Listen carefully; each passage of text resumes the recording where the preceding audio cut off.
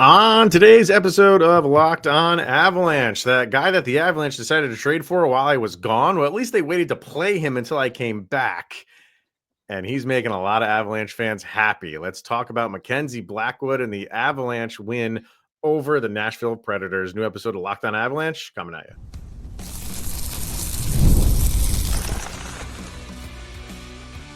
You're Locked On Avalanche, your daily podcast on the Colorado Avalanche. Part of the Locked On Podcast Network. Your team every day. All right, everybody. Welcome to the Locked On Avalanche podcast, part of the Locked On Podcast Network. Your team every day. I'm your host, Chris Maselli. With me, as always, Mr. Shaggy Von Doom, Kyle Sullivan. Thank you for tuning in and making it your first listen of the day. Always appreciate it. Make sure you follow us on our social media outlets, LOP_Avalanche on Twitter X, Locked On Avalanche, Instagram, Threads, and Blue Sky. Questions, comments, concerns, and opinions, lockedonavalanche@gmail.com, and follow us on our YouTube channel. Hit subscribe, get notified when a new show goes live. Make sure you subscribe to our subtext. Link to that's in the show notes below. And when you do, chat with Kyle and I one-on-one. We get your opinion, everything Avalanche related, which we share on this very podcast, like we will do when we talk about the Avs visiting Vancouver on Monday night. So we'll kind of briefly touch on that game before they actually play it. So before we get into the Mackenzie Blackwood stuff, I had to tell the like. There's always going to be a story when you go on vacation, and there is an Avalanche story in Orlando, Florida. An Avalanche story popped up, and I had to. And I haven't told you this, but this happened, and it was kind of funny. I'm like, I gotta tell on the show. First of all, on two separate occasions, I got to go Avs go. Just walking through one of the parks in Disney. But one day we were in the hotel and we were in the hotel lobby, and both my kids needed to use the bathroom. So my son went with me, my daughter went with my wife and my mother-in-law, and my son and I, we got out of the bathroom first. So we're just waiting in the hallway for the girls to come out. And this woman starts walking like towards me, and she's probably in like her around my mother-in-law's, maybe around like 70-ish, right? And she, like, we just make eye contact, and I give her the like nod, like, hey, how you doing? And she is just deadpan, like she's staring at me as she's walking towards me and just giving me the meanest mug. And I'm like, I don't know who this woman is. Did I see her before? Did I do something to her in one of the parks that I cut her off or something like that? And I'm not kidding. She didn't. I kind of like looked away, and when I looked back, she's still staring at me. And she walks right past me. And as she gets by me, now her back is to me. I said, "Oh, okay." I had my Avalanche jacket on, and on the back of her shirt, on the front of her shirt was nothing. It was just blank. On the back of it, big Red Wings logo. Oh. So I was like, okay. And she's old enough to have lived it. Yeah. When the rivalry was going on. She's still holding a grudge. She didn't like me. In the happiest place on earth, she still held the rivalry near and dear to her heart, and good for her. I'm not going to tell her not to. And I mean, come on, the eyes are playing as a dream, a wish your heart makes. So. I mean, I know, but she's still holding that grudge, man. So I was like, wow. I had no idea. Like, what did I do to this nice little old lady? Apparently Detroit. Yeah. So yeah, even Avalanche stuff is happening in the House of Mouse. So all right, but yeah, no, it's good to be back. Awesome job by Mr. Sullivan keeping the ship upright for that week. You doing okay? Yeah, sure. Yeah. Because I mean, and then not only that, like you're finishing up school on top. So you had a heavy load on your shoulders for that week, and we trade everybody. Yeah. It was not a light news week at all. So I picked the perfect week to go away, which was not the perfect week. So, but we'll make do. All right. Let's dive in then, sir, because that trade that they did make, Mackenzie Blackwood got his first game for the Avs against Nashville in Ball Arena, and cut right to the chase, man. Like this is I know it's one game, but you've seen enough of Mackenzie Blackwood over the years. He's not like fresh fish or anything like that. But he hasn't really played on the best of teams, and now he's playing on a much better team. And what he gave you in that game against Nashville, I know it's one game, but the excitement of having a goalie that can goaltend is palpable. It's there, it's real, it's alive, and any save he made, the crowd was basically giving him a standing ovation. It didn't matter what it was, because they love seeing a goalie that can do his job the way that it's meant to be done. So we'll just start right there. We'll go through the whole game, but we got to start with Blackwood, obviously. Yeah, absolutely. And like the Avs, they went out with a story like Mackenzie Blackwood grew up an Avs fan. Like he loved Joe Sakic. Like you start the rah-rah story and you get the hype going for Mackenzie Blackwood. And Mackenzie, he's had the opportunity to take the reins, much like a Georgiev, like the story. He's had the opportunity, just never had the talent or situation. Like he had the COVID sickness and then coming back from that an injury. Like he never had the right luck to take over a team.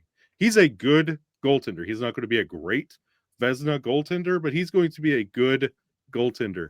And how the Avalanche have won games despite of goaltending and defense, they won because of good goaltending. And they really just stood back in that first period of that Nashville game and said, okay, the anointed one is here. Let's let it be tested. Let's see how good this goalie is. And they finally see that there's some confidence to be had with both Blackwood and Wedgwood. Yeah, like you said, like they and what we've said for a long time now is how the Avalanche address the goalie position is, we need you to be good. We can't just have a body there. We need you to be a good goalie, and they didn't get that with Georgiev. They tried. They gave him all the ammunition in the world to do that, and there were moments, but they need more than moments. They needed stability there. And we'll see if that's Blackwood. You feel good about it, and you saw what he can bring for this team. And there was a breakaway that the Preds have, and I'm thinking in my head, like, if he saves this crowd is going to go absolutely bonkers. Yeah, and he saved it, and they did.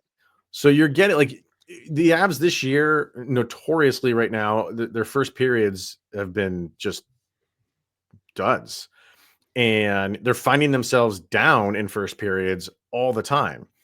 That wasn't the case in this game, and that's Blackwood. How many saves did he have in this game? He had a ton. Yeah, he had 37. 30. So welcome to the show, man. And yeah, I think you that first period, you're not down. You didn't have your best period again. And you're having to navigate through these first periods. A lot of time you're down, but you just don't need the dam to break. So you can, get your legs in the second, which they've been doing, and then in the third.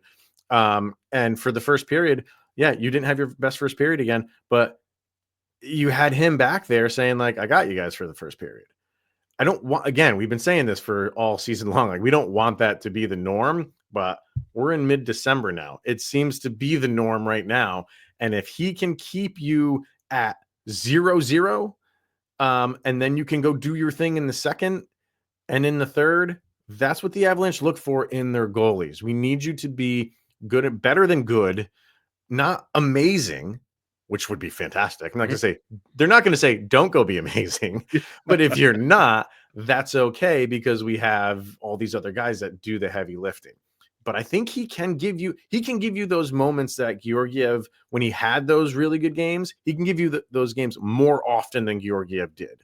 And when he doesn't, when he has an off day, you're still in the game. And it seemed like the off days for Georgiev were 8 goals against. Yeah. And it all comes down to both goaltenders. I'm putting both the Wood boys together on this group, the lumberyard, if you will. Wedgwood and Blackwood, when they make a save, it's in the right position, the right time, and the rebounds aren't trickling behind them. It's not, they don't have like wide open 5 holes. Like, the saves are appropriate and where they need to be. And you see it, you saw it in that Nashville game, how the first period where the offense would kind of set up off of a Blackwood save. Like usually when you had both, it became the case with Juice on his way out. Those 1 shot, 1 goal, or 4 and 8 shots, you can't build momentum and you can't build trust in your defense that way. And when you're having appropriate level goaling play, you can build a lot off of that. And when they're making the saves, just standard saves, teams have to get creative to start getting by you. If you have to fire just your first shot to get by your goalie, that shatters all confidence the team has. So you remember how we talked about, like when he was part of San Jose, what do the Avs have to do to break down Blackwood? Now we're on that side. Now teams have to plan for how do you get by Blackwood, and it's a nice position to be in. You saw there was one save that he had, and I think it was in the third, and I'm pretty sure it was Sam Girard was battling with somebody right in front of him. And he was tracking the puck. He was looking to the left of the two of them. It was Girard and whoever. And he was looking to the left, and the shot came from the point, and it came to his right. So he was looking left. He saw the shot come, and he almost like blindly timed it to block it aside with his blocker, because he didn't have enough time to go to the right side of those two guys, pick up the puck, and then save it. Pucks travel way too fast for that to happen. So he saw the shot coming from the left of those two guys and just timed it perfectly, where he just moved to his right and just blocked it aside. That's just good hockey sense in a goalie. His size helps too. Let's not forget that. He's a beast of a man. And that does, you're just by, what is it, physics, I guess, you're just taking up more surface area than a guy who's smaller than you. So that helps. But his athletic ability, you can see it.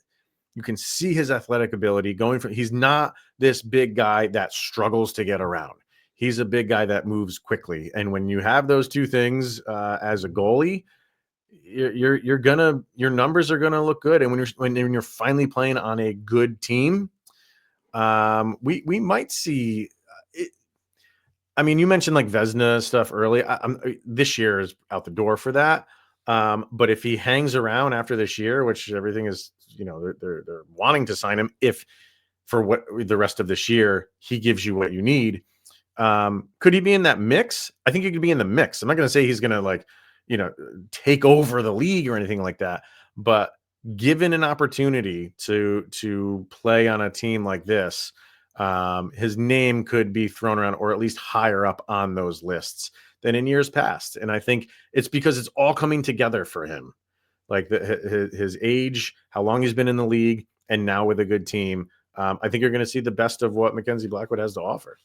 And I think especially if he does hang around with the Avs, like next year it'll be a good feel good story about playing for your childhood team, kind of having a resurgence in your career, finally landing an established starter spot and putting up the numbers to back it up. So I absolutely agree with you there that he has that potential next year if he sticks around. And one more point on the goalies, the Georgie crowd, the Eustis crowd, you see what you did not have in those goaltenders when you see both Wedgwood and Blackwood in goal when it comes to puck tracking and momentum shifts and how they are in the right positions. What we had to defend and make look pretty to get through those wins and losses before, you see what decent to good to sometimes great goaltending looks like, and what we did not have before. And this is what the front office saw, and this is what they had to address. Yeah, and well, let's talk about that game, because while the final score was 5-2, the Preds made it interesting. And this is another thing I want to talk about when it comes to Blackwood. And even Wedgwood, when the game got interesting, they settled down, and you had that feeling of things are going to be okay. So let's get our first break in, and we'll talk about the game and everything else that came with it right after our first break. All right, I'm going to hear from Game Time. Game Time is focused on togetherness this hockey season and this holiday season. That means when you bring people together at live events, the experience is that much better, and it makes the perfect gift. Game Time has a new feature called Game Time Picks. That makes getting tickets for live events even easier. Game Time Picks filters out the fluff to show you only incredible deals on great seats, so you don't have to waste time searching through thousands of tickets.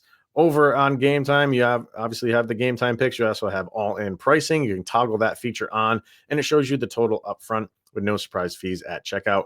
You got a panoramic view of your seat right in the app, the lowest price guarantee, or Game Time will credit you 110% of the difference. And Game Time ticket coverage, your purchase is covered with the most flexible customer service policy in the ticketing industry. So take the guesswork out of buying tickets with Game Time and download the Game Time app, create an account, use the code LOCKEDONNHL for $20 off your first purchase. Terms apply. Again, create an account and redeem the code LOCKEDONNHL, LOCKEDON NHL for $20 off. Download Game Time today. What time is it, Mr. Von Doom? It's game time.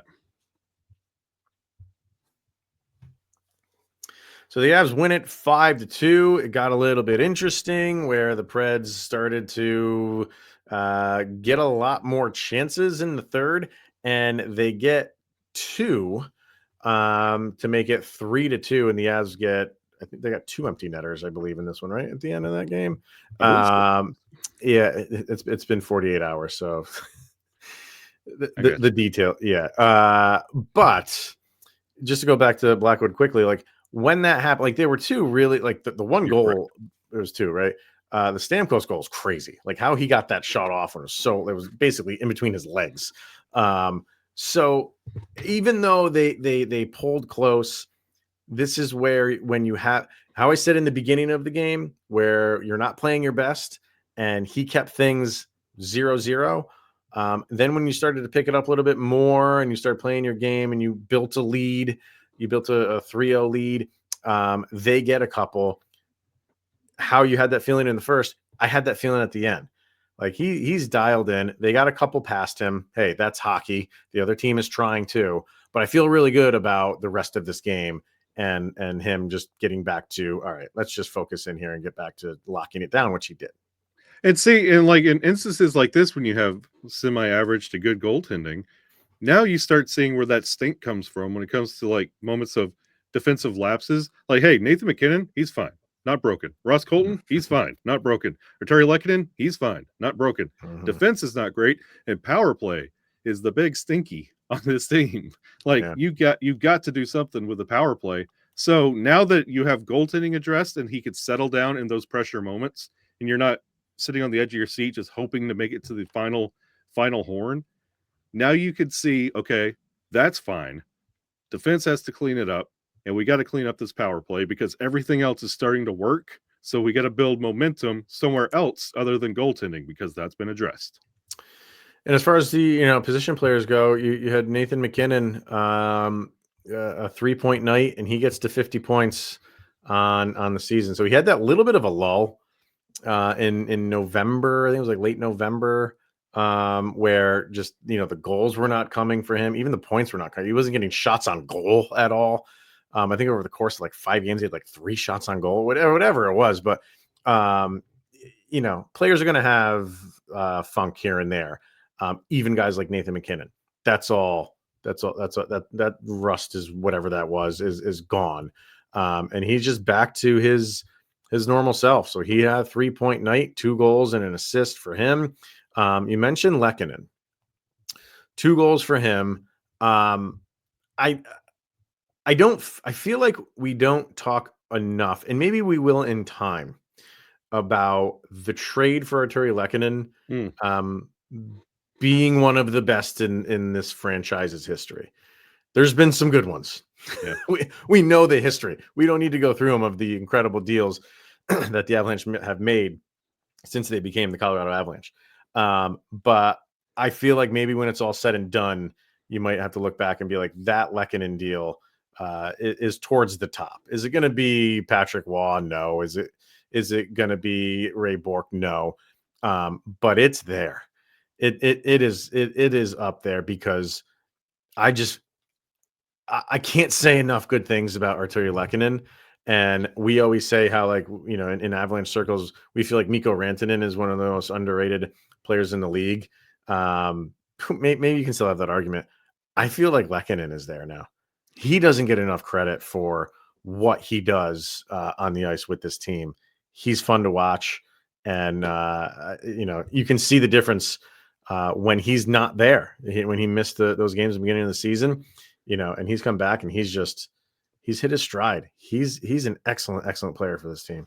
Yeah, that's a very astute observation there, Captain, about Artturi Lehkonen and looking back. Like, I plant the seeds. I applaud you on that. Plant the seeds of his appreciation now, because this is not going to be one of those things you want to appreciate when it's all said and done. Like, that was a masterclass move for the talent that he brings to this team and his rise to stardom, that he gets overshadowed because of that top line. But him, and also I'll throw in there, just because of the course of this season, Lehkonen and Ross Colton, depending on how this season ends, those two players, because again, we only get to talk, you can talk about Kale and goalies and Nate and Mikko, and then you turn around and the show's over. But Ross Colton and Lehkonen, what they have been providing this team this year is, it's been one of the most clutch factors for this team and their success, and sitting in third in the Central. I think those are two clutch pickups for the Avalanche, and they don't get talked about enough. No, huge. So, yeah, I mean, just as the game as a whole, it was, again, another frustrating first period for the Avs. I don't know. It's just their thing right now. It just takes them a little bit of time to get going. But in this, I didn't feel like the second period was better. But I loved the Nathan MacKinnon goal, that where Mikko Rantanen just is fighting in their offensive zone against the boards. I remember who it was that turned it over, but he battled for that, found MacKinnon, who just roofed a goal. That was pretty. They did enough to win that game. And again, 5-2 maybe is a little, you look at that and it was like, oh, that was a blowout. Not really, because like I said, the Preds made it interesting. But that was one of those games where, like, even though it was an okay game for the Avs, they won it. And I don't feel like they've always been doing that this year. Like, they're giving up they're giving up timely goals for the opposition. But that game to me had a feeling of like, all right, you're the better team and you're going to do enough to pull out a win here. And if you can do that, you can start doing that, getting wins like that. The points are just going to like start piling up and you'll be fine for this year. But it goes back to the Blackwood thing. And like, if he can be the constant in goal, then all of this, how they're playing, will just make everything just kind of work itself out in the end here. Yeah, I love this Nashville game. We're going to talk about the New Jersey Devils game probably all year long as a turning point for this Avalanche team. And I believe this Predators game with Blackwood as your 1A, this is another building block. The moment the season turned was New Jersey. And when this team really started like getting down to business and winning games and kind of established camaraderie with their goalie, was this Nashville game. And I would like to see what they do with these building blocks, because the season turned in that New Jersey game. That or even the Buffalo game. I think that the New Jersey game was their best played game. And I think it broke New Jersey too, because they've been having troubles since that game.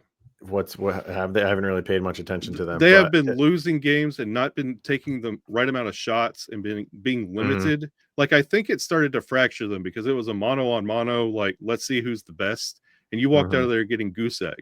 And New Jersey hasn't recovered, and Colorado's only continued to look better. Yeah, they are. They're getting to what you're expecting a Colorado Avalanche team to play like. Yeah, and it's just there's still things to be fixed. Like you said, the power play is not what you want it to be, but you feel like you're getting there. You feel like you're more there now after this trade than you were a month ago. So, can they continue it in Vancouver? Let's talk about that, and we're gonna throw our sound check out there for this game as well. So, let's get our last break in, and what are we expecting when the Avs go up to Vancouver on Monday night? We'll do that next. First, let's hear from FanDuel. Get ready to tackle the NFL action with FanDuel, America's #1 sportsbook, because right now new customers can bet $5 and get $150 in bonus bets if you win. The FanDuel Sportsbook app gives you everything you need to place live bets on the NFL all in one place. So when you get that hunch in the middle of the game, you can check out the latest stats, view live play-by-play, and so much more on the same page where you place your bets. What are we thinking for the Broncos? What do they have next week, Mr. Sullivan? I'm going to bring their schedule up here really quickly because they were showing the odds 91% to have a playoff spot if they won that game, which obviously they did. They're playing the Chargers next week in LA. Early odds right now, they are a 3-point dog in that game. What are you thinking? I'm riding the Broncos, baby. Got It's Broncos country. Let's Come go. on now. Going back to the playoffs, hopefully the first time in 8 years. Come on. That's fantastic stuff. So put some money on that if you want to over at FanDuel. Get started with that $150 in bonus bets if your first $5 bet wins. That's FanDuel.com. Never waste a hunch and make every moment more with FanDuel, an official sportsbook partner of the NFL. Also brought to you by Rocket Money. Did Rocket Money help you find any subscriptions you forgot about or that you were paying for twice? Has that ever happened to you, Mr. Sullivan? More times than I'd like to admit. Yeah, I think it's happened to all of us. They had a few subscriptions that we didn't even realize that we were still paying for, and Rocket Money made it easy to track them all down. It's like having a personal assistant for your finances. Rocket Money is a personal finance app that helps find and cancel your unwanted subscriptions, monitors your spending, and helps lower your bills so you can grow your savings. It brings everything together in one place, whether it's subscriptions, your spending habits, or even the goals you want to hit this year or even going into next year. There's your New Year's resolution. Rocket Money has over 5 million users and has saved a total of $500 million in canceled subscriptions, saving members up to $740 a year when using all of the app's premium features. So cancel your unwanted subscriptions and reach your financial goals faster with Rocket Money. Go to rocketmoney.com/lockedon today. That's rocketmoney.com/lockedon. Once again, rocketmoney.com/lockedon. All right, so you want to keep this train rolling up in Vancouver on Monday night. What are you thinking for this game, sir? I know you're going. It's a goalie match. It's a goalie frenzy right now. Between you didn't think that was going to happen up in Vancouver, but we could. Blackwood is likely going to be playing again. So what are we thinking for this game against Vancouver? Yeah, you would like to think it's going to be Lehkonen versus Blackwood. When you look at this team, like Vancouver, it's an even match. It's going to be, honestly, when you're looking at how these two teams compare, like they both have middling power plays. Vancouver has a much better penalty kill because Colorado is ranked 25th. But when you go down the line, it's going to be who's hot, who's not. So it's going to be Nathan MacKinnon versus Quinn Hughes, the non-New Jersey Devil Hughes. So who could get hot in this game? And you can't have a bad first period on the road in Vancouver, and Vancouver will capitalize on you if you allow them to. So this is going to be one of those the Avs need to get out early. I'm just looking on this which app do I have? The Score app. And for expected in goal for Vancouver is Demko. So he when did he come? He's only 0-1-1 on the season, so he must have just came back. Interesting. Yeah, I mean, who knows if it's going to be him or not? But yeah, I'm looking at some stats for Vancouver, and I might have mentioned this the last time they played them, but it hasn't gotten better. They don't take a lot of shots. No, but they're timely with their shot. Like they almost what we accuse the Avalanche of doing far too often and just getting like finding that perfect shot and getting a little bit too cute. I don't watch a ton of Vancouver games, so I don't know if that's what they're doing. Why they don't? I think they have the third least amount of shots on goal. Yes, they do. Montreal is the worst. Detroit is second to worst, and then Vancouver is only 6 shots above them, above Detroit. So I don't know what it is, why they take so few shots. I don't know if it is just trying to get pretty, or it's just they struggle to produce off. But the weird thing is, like, it is paying off. Like the shots that they do find, they have a good shooting percentage. And you would think that they take so few shots, then their shots or their goals are at the bottom of the league. They're not towards the top. They're in the middle somewhere. They're 12th. So what's that?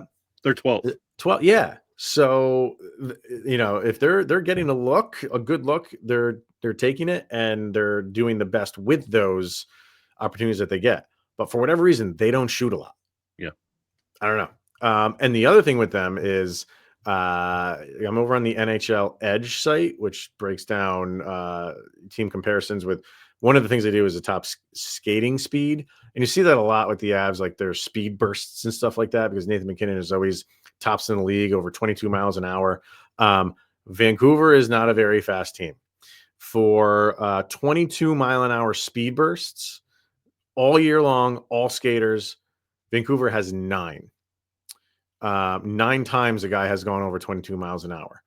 For the Avalanche, it's 79. For 20 to 22 mile an hour speed bursts, Vancouver is 455. For the Avalanche, 905. So the Avalanche use their speed to their advantage. Vancouver doesn't really seem to care about. They're more a methodical team. Not saying they're a bad team, but they don't rely on their speed like the Avalanche do. So maybe that is where a thing that the Avalanche can kind of get one over on Vancouver is use your speed to your advantage. And Vancouver is not going to try to beat you with theirs. What do you expect? Vancouver's mascot is Shamu.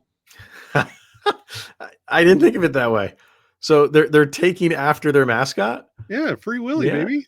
Yeah, why not? Yeah, so it's a couple interesting things there for the Avs. So what do people over on Subtext think? Let me bring that up pretty quickly. We had Mark and Cody both think it's a 4-1 win for the Avs.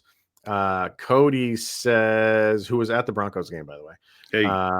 He says, let's say 4-1 Avs, with the fourth goal being an empty netter, because pulling your goalie down 2 totally makes sense this season, apparently. I mean, it's a thing. Like it pays off every time, none of the time. Yeah. Brandon says 4-3 win in overtime for the Avs. He thinks Ross Colton gets that overtime game winner. Sure. Really? 3 o'clock in the morning. Go ahead, Brandon. Overtime. Come on. Oh God, I know. This is one of those late ones. Dan says, almost scared to make a prediction after last night. I think we'll see a more defensive game. Avalanche get the 3-2 win. Maybe Big Val gets that goal I was expecting in the Preds game. Oh yeah. So, and then Adam finally, he says, Avs keep rolling. The quote unquote Woods are bringing new confidence. 4-2. And he also says, he didn't obviously he's in overtime, but he does think Ross Colton gets the game winning goal.